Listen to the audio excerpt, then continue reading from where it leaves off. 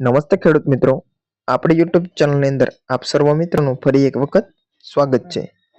મિત્રો, ખેડૂતો માટે એક ખુશખબર આવી છે, કેમ કે હવે 19મો હપ્તોની તારીખ આવી ગઈ છે. એટલે કે ખોળે તો ખુશખબર આવી ગઈ છે. 2000 રૂપિયાના હપ્તાની રાહ પૂરી થઈ છે અને આ તારીખે ખાતામાં આવશે પૈસા. કઈ તારીખે આવશે તે તારીખ નોંધી લેજો. જેની અંદર ખેડૂતોને લઈ એક મહત્વના સમાચાર સામે આવ્યા છે.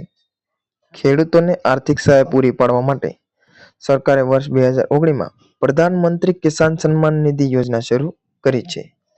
બીજી વાત કરીએ તો જેની અંદર દેશના 13 કરોડથી ખેડૂતો વધારે આ યોજનાનો લાભ લીધો છે અને આ યોજના હેઠળ સરકાર લાભાર્થી ખેડૂતોને વાર્ષિક 6000 રૂપિયા આપી રહી છે.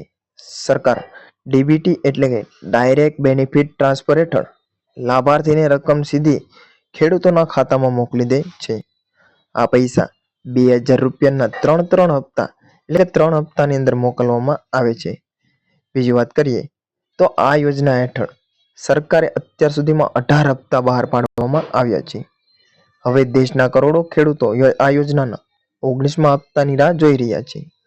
પરંતુ દેશના ઘણા ખેડૂતોએ આ હપ્તાનો લાભ મેળવી શકશે નહીં. ચાલો તમને જણાવી દઈએ કે આનું કારણ શું છે. તમને જણાવી દઈએ કે સરકાર દ્વારા ઓક્ટોબર મહિનામાં 18મો હપ્તો મોકલવામાં આવ્યો હતો.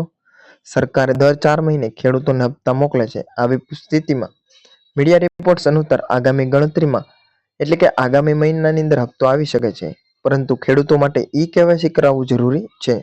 તો જ તમારા ખાતાની અંદર હપ્તો જમા થશે. પરંતુ દેશના કેટલાક ખેડૂતો પ્રધાનમંત્રી કિસાન સન્માન નિધિ યોજનાના 19મા હપ્તાના લાભ લેવાનું ચૂકી શકે છે. તમને જણાવી દઈએ કે સરકારે આ યોજનાનો લાભ લઈને પહેલાથી જ માહિતી જાહેર કરી હતી અને ખેડૂતો માટે ઈ-કેવાયસી કરાવવું જરૂરી કર્યું હતું. જો તમે ઈ-કેવાયસી ન કરાવ્યું હોય તો કોઈ પણ પાસે જઈ અને ઈ-કેવાયસી કરાવી લેજો. નકર તમે 19મા હપ્તાની રાહ જોઈ શકો છો અને 19મો હપ્તો આવશે નહીં.